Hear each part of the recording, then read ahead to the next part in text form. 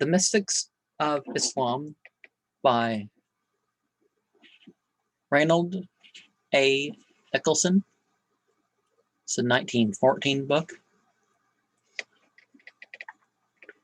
And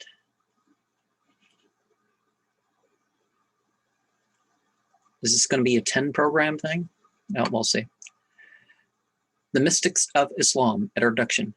The title of this book sufficiently explains why it is included in a series exemplifying the adventures and labors of individual seekers or groups of seekers in quest of reality.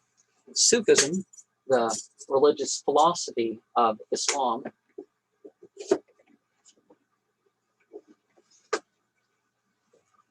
don't know if that's quite how to explain it, but is described in the oldest extant definition as the apprehension of divine realities. And Muslim mystics are fond of calling themselves Ahl al-Haq, the followers of the real.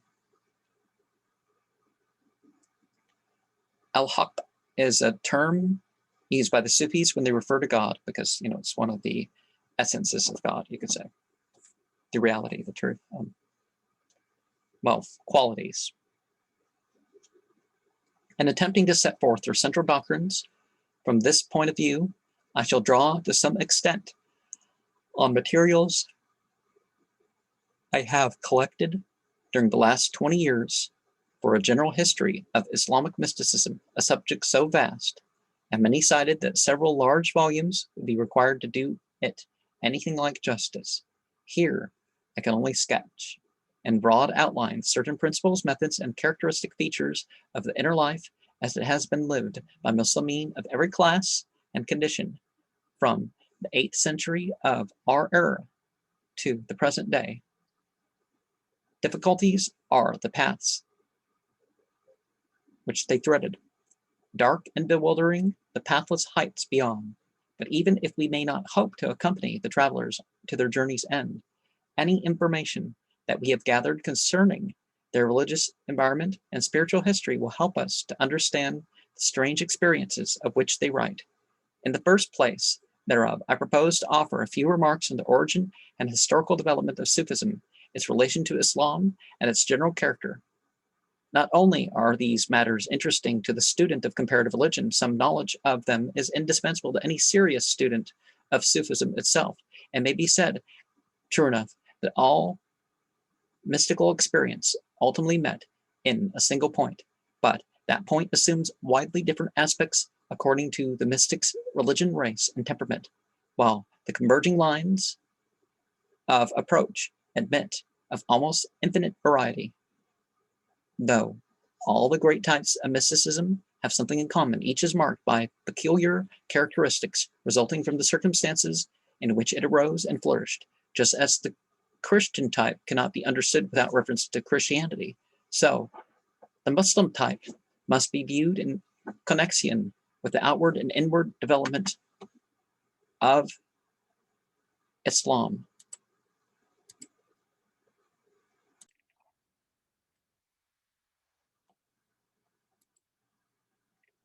The word mystic, which has passed from Greek religion into European literature, is represented in Arabic, Persian, and Turkish, the 3 chief languages of Islam, by Sufi. The terms, however, are not precisely synonymous, for Sufi has a specific religious connotation and is restricted by usage to those mystics who profess Islamic faith.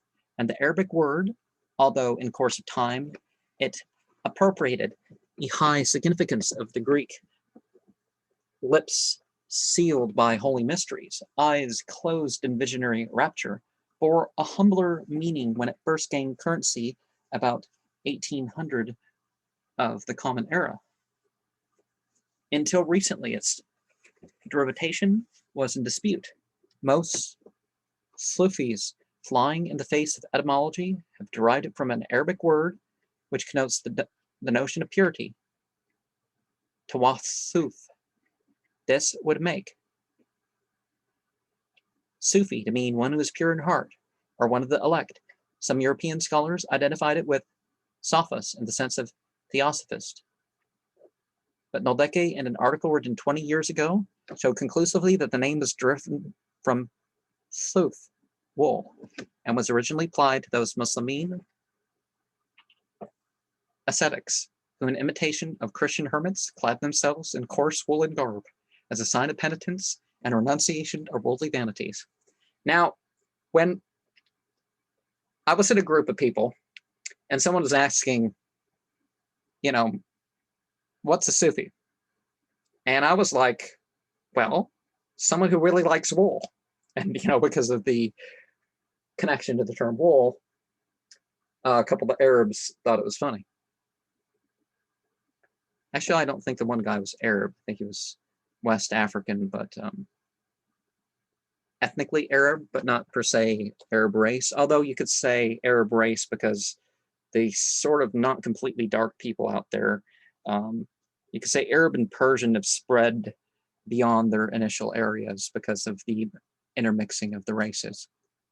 So, I guess, that's not as cut forward as something, but and that detracts from my point by going to technical of what sort of culture or color a person is. But the earliest Sufis were in fact ascetics and quietists rather than mystics. An overwhelming consciousness of sin combined with the dread, which is hard for us to realize, of Judgment Day and the torments of hellfire, so vividly painted in Al-Quran, drove them to seek salvation in the flight from the world. Well, the Quran says you don't have to do that, that here's how to live in the world and not fall into vice in these areas. But so vividly, on the other hand, the Quran warned them that salvation depended entirely on the inscrutable will of Allah, who guides the right, the good, and leads astray, the wicked. Well, the Quran doesn't say that God leads anybody astray. It said people aren't taking in the guidance of God is a more literal way to render that. But I mean, that sounds strange, not taking in the guidance of God. And if they're not taking the guidance of God, no one's going to be able to lead them. If they're not taking, because it doesn't say that God seduced people or led them astray or anything like that. But for some reason, the translations give me the feeling that that's what it makes it sound like. Their fate, well, I don't think they're translating that place, but anyways, their fate was inscribed on the eternal tables of his providence. Nothing could alter it. Only this was sure, that if they were destined to be saved by fasting and praying and pious works, and they would be saved. Such a belief ends naturally in quietism, complete and unquestioning submission to the divine will. An attitude characteristic of Sufism in its oldest form. The mainspring of Muslim religious life during the 8th century was fear, well, regard. A lot of translators render the word having regard as fear. And now people are pretending that having the regard of the situation is like some sort of habitual lying or something like that, or lying if, oh, you're not of my faith, so I'm going to lie to you. No. So it's a misunderstood thing, but fear and hope, love and hate are part of things. Of God, of hell, of death, of sin. But the opposite motive has already begun to make its influence felt and produced in the saintly woman, Rabia, at least one conspicuous example of truly mystical self-abandonment. So far, there was no great difference between the Sufi and the Orthodox Muslim.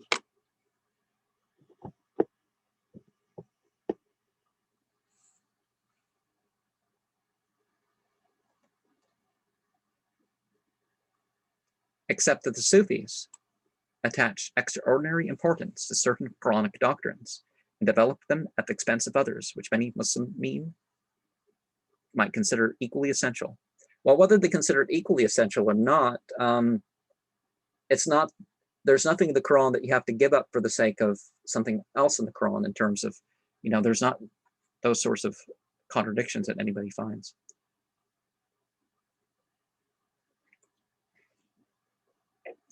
But different people have different extras that they like to do, or different circumstances that bring them towards practicing one area more than others. It may also be allowed that the ascetic movement was inspired by Christian ideals and contrasts sharply with the active and pleasure-loving spirit of Islam. The famous sentence the Prophet denounced monkish austerities and bid his people, to both themselves, to the striving against misbelievers. And he gave, as is well known, the most convincing testimony in favor of marriage. Now, holy war is not something that entered into the Arabic vocabulary. I don't know about other languages, but Arabic until the Crusades. And Islam, to this date, hasn't allowed wars of conquest, which should teach us something. Most convincing in favor of marriage. And by the way, when I'm recording this video, it is the Islamic month of marriage being considered of its highest merit, you could say.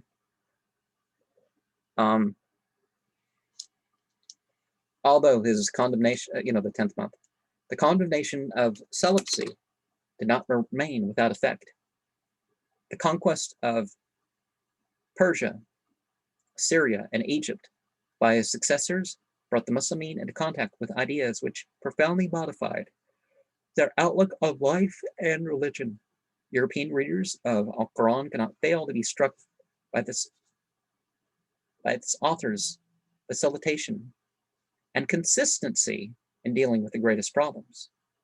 Again, they couldn't find a contradiction, but certainly it's not quite the same as, as a European, the inconsistency with certain European tastes, but their material and psychological culture doesn't separate them from Islam. Their personal choices with it, sure, but he himself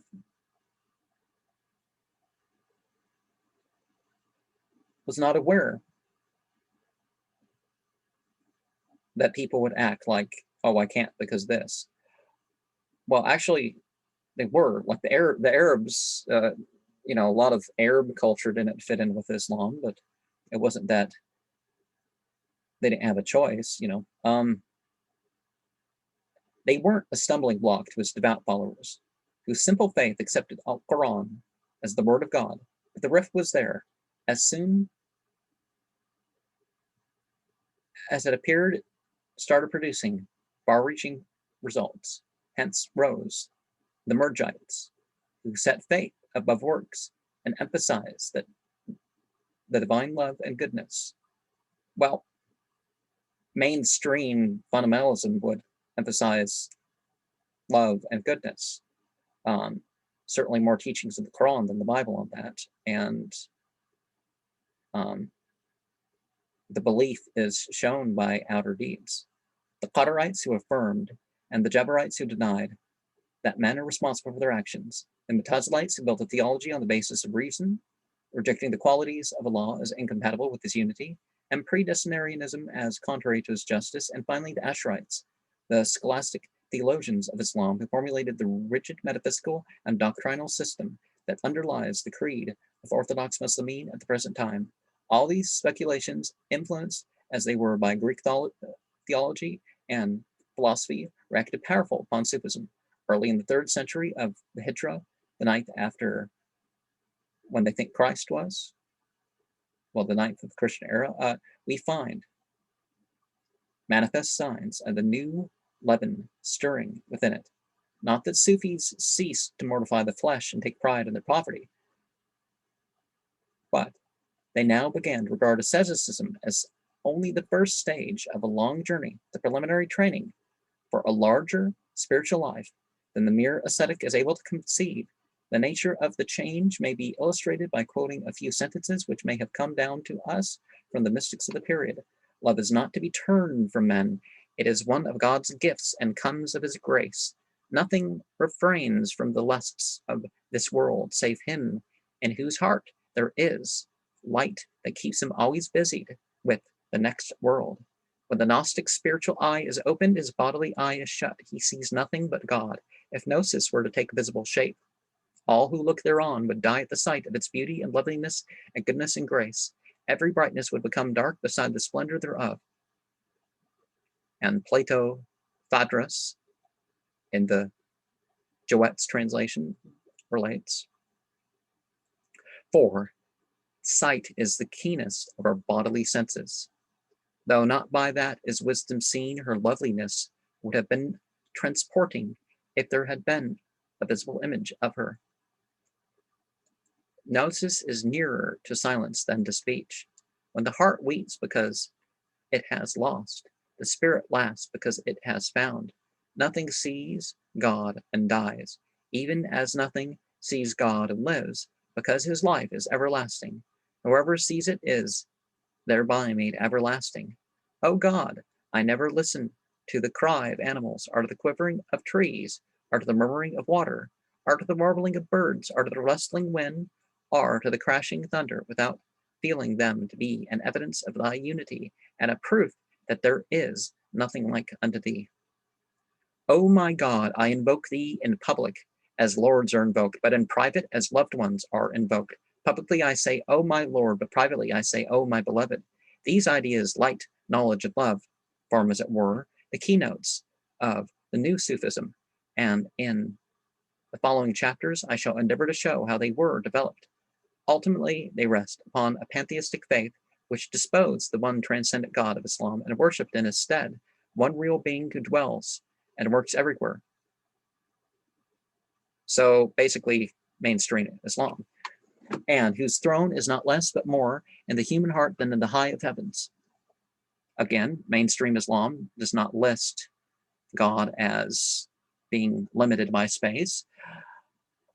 Before going further, it will be convenient to answer a question which the reader may have asked himself. Whence did the Muslimin of the 9th century derive this doctrine? Well, around that time, there was this idea that the Quran was uncreated. Yeah. Even though God says into a thing be and it is, it's like, well, then everything God says to be and it is, the universe itself would be co-eternal with God if that was the case. But people aren't making that argument, but they're making the argument that, like Jews say of the Torah, that, oh, Torah is co-eternal or something. I mean, not all Jews have the same rabbinic doctrines that they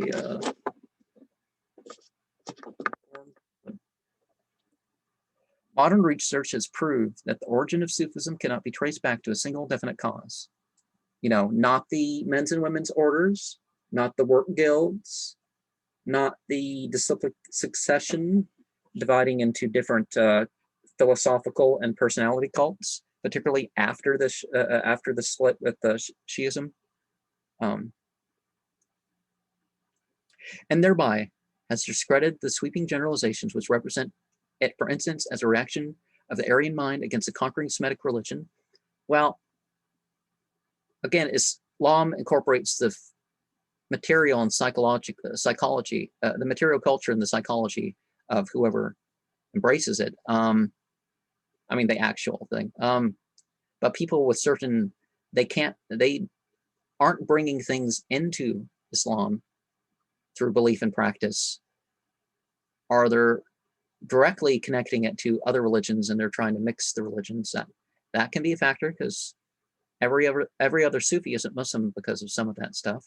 I mean, literally completely out of not in Islam, because of various things. But as a product essentially of Indian or Persian thought, statements of this kind, even when they are partially true, ignore the principle that in order to establish an historical connection between A and B, it is not enough to bring forward evidence of their likeness to one another, without showing at the same time, one, that the actual relation of B to A was such as to render the assumed filiation possible, and that the possible hypothesis fits in with all ascertained and relevant facts.